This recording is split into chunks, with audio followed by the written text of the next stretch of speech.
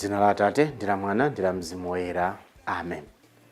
Ndakulandirani mu programu ina pano pa Tilankhule na Ambuye, pamene tikupitiriza kusinkhasinkha za nyengo ya Lent. Ndipo lero tikuyamba Mulungu Woyera, Holy Week. Holy Week kapena Mulungu Woyera ndi pachimake penipeni pa nyengo ya Lent.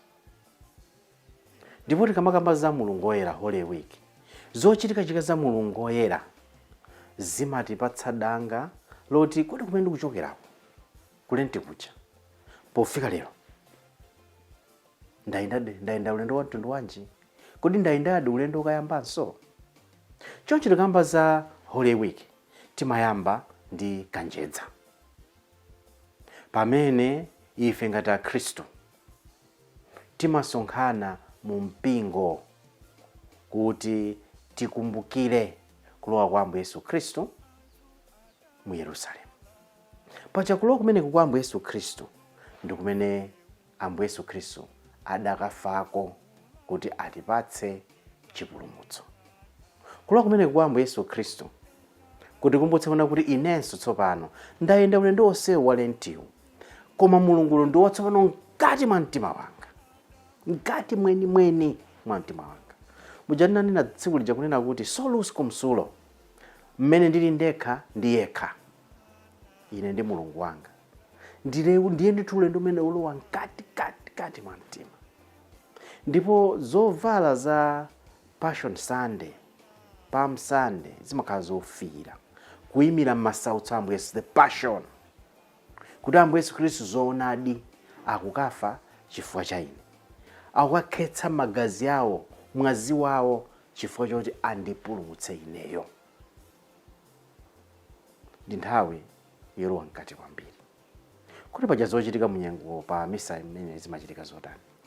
Timanena kuna kuti pali njira zitatu zimene zimachitika pa misa imeneyi. Poyamba timakamba za solemn procession, mdipiti. Ndikana kuti timakamba za solemn entrance. Ndipo kachitatu timakamba za simple entrance. Lero sindilowa nkati mwa zitatu zonsezi, ndingolowa nkati mwa zochitika zake. Procession imene wansembe amakhala patsogolo, Akhristu ndiye nawonse akubwera kumbuyo. Zimatikumbutsa kuti Ambuye Yesu Khristu amanali m'busa wabwino. Ambuye Yesu Khristu anatsogolera anthu ku chipulumutso. Ambuye Yesu Khristu amatitsogolera ku moyo wosatha ngati m'busa wabwino. Ifeyo ngati Akhristu timenera kutsogolera dziko lapansi ngati abusa abwino.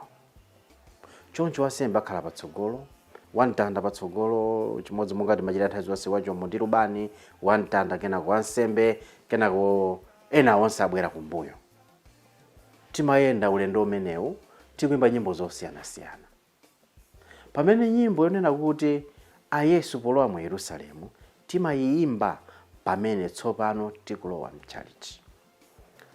Ndiye nthawi zinatu chifukwa cha zizolowezi, kuzolowera kuchita zinthu, timatha kukangana kutano iyaya patiti apa setisete, koma timayola kuti kodi ndi chifukwa chani mpingo udadzika zinthu zomotero. What is the spiritual significance of the procession? Ndipo pamene pagona nkhani ndipo sati chifukwa chonena kuti ayi chabwino titapanga molakwitsa, koma spiritual significance bora ikhalepo. Iyayi, the spiritual significance imaonekera in the activities that we do, imaonekera mu zochita zimene tikuchitazo. Simunganene kuti ndikhala simbo yakuyera pamene zimene ndikuchita ndizakuda, ayi. Choncho tinakukumbutsana kunena kuti pamene mwambo kuyamba pamalo pena tiwerenga mthenga pamene paja, palalikidwa pamene paja, kana kuti kuyamba procession. Tisawa kuti procession imene, the spiritual significance of that procession ndi ulendo umene wolowa mkatikati mwa moyo wathu, to look inside of us. Ambuye Yesu polowa mu Yerusalemu amadziwa zimene zikuti zikamuchitikire, koma sanabwerere mbuyo. Anasankha kupitabe kukachita zimenezo. Monga timanena kuti anthu nthawi zambiri timachita mantha to confront ourselves. timachita manthu kadziyang'ana pakalilole mira. Timachita manthu kuti nkakayang'ana pakalilole pa mira ndikaona chani. Ena timapita pa mira ndikukana zimene tikuziona pa mira. Kunaona kuti mira imangotipatsa chimene tayipatsa. It's a reflection of what we have given it. Choncho mira imeneyi si mira ya physical, but the mirror of the spiritual life. Kuti nyengo yale ntiti Holy Week ikutipatsa kalilole mira ya zimene ndili ineyo. Choncho process meja is that significant. It's that journey yolowa ndiri kuti kati mwa moyo wanga. Pamene Ambuye samala mu Yerusalemu amadziwa zimene zokachitika ndi bwerezi, amadziwa what is going to happen, koma he went, sanabwerere. Ife tivomere, tikaone pa galasi, tikaone pa kalilole, ndipo zimene tikazionezo tizivomere. Tikapeza kuna kuti tsitsi lamba imve tivomere. Tikaona kuti nkhope yamba makwinya tivomere. Tikaona kuti ndife otuwa tivomere. Meaning acceptance of myself as the first step of my transformation. Kuvomera chimene ndili ngati khwerero loyamba loti ndisinthe. Choncho ulendo umene ujawo, mdipiti umene ujawo, uyimira that journey into the self. Kenako tikalowa mu chalichi mungatanene pamene tikulowa mu chalichi ndi pamene timayimba a Yesu polowa mu Yerusalemu. Mpaka ndikafika kugwa kuja pa ndipiti umene tisayola wansi amavala Jeremati cope. Cope ndi kuti chovala chimavala pa udalitso. Koma cope imayimira chaka chachikulu, festivity. Choncho timavala cope ngati mukumbukira bwino pamene timatsekulira chaka cha Jubilee. Pa mdipiti umene wochoka pa malo pena ukalowa mu chalichi, episcopi amene amatsogolera anavala so cope, chovala chomwecho. Choncho wansembe walowa afukiza paguwa. Akangofukiza amapita kukanena pemphero loyambirira. Sipakakhala ndambo yemwe tichite chisoni ndikulula kapena ulemu ayi.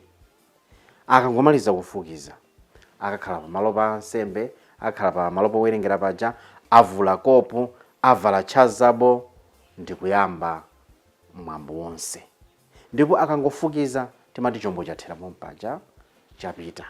Chifukwa chimagwirisira ntchito kwambiri pamene tikuwerenga uthenga koyambirira kuja komanso pa mdipiti wokalowa mu chalichi.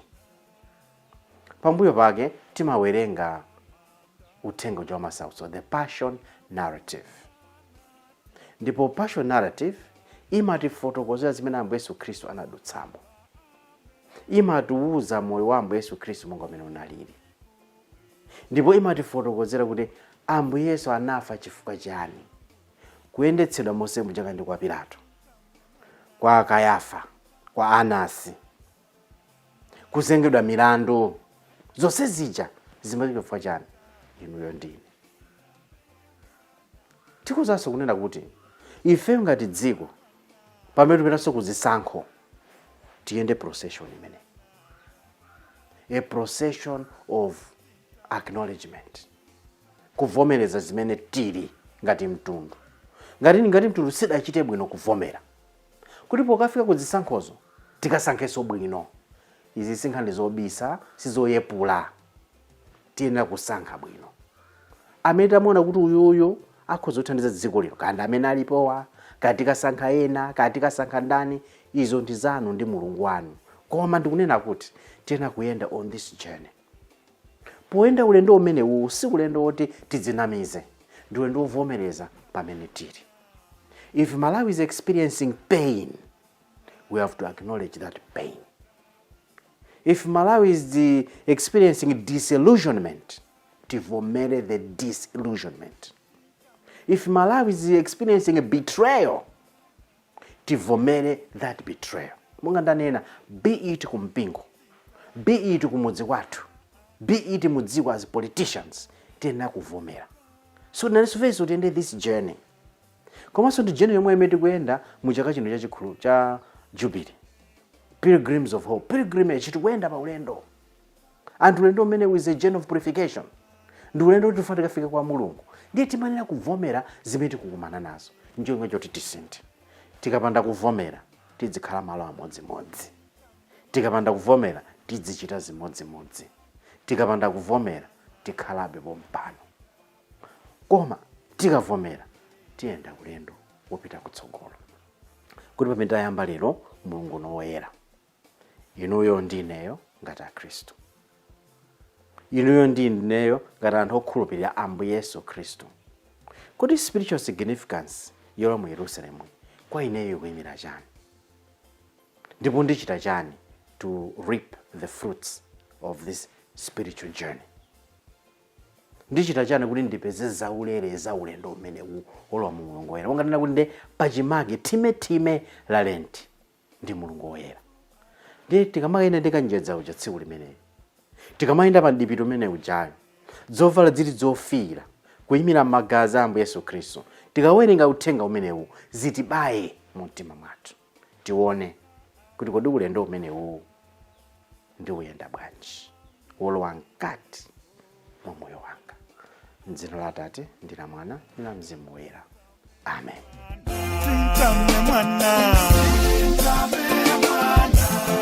Mwana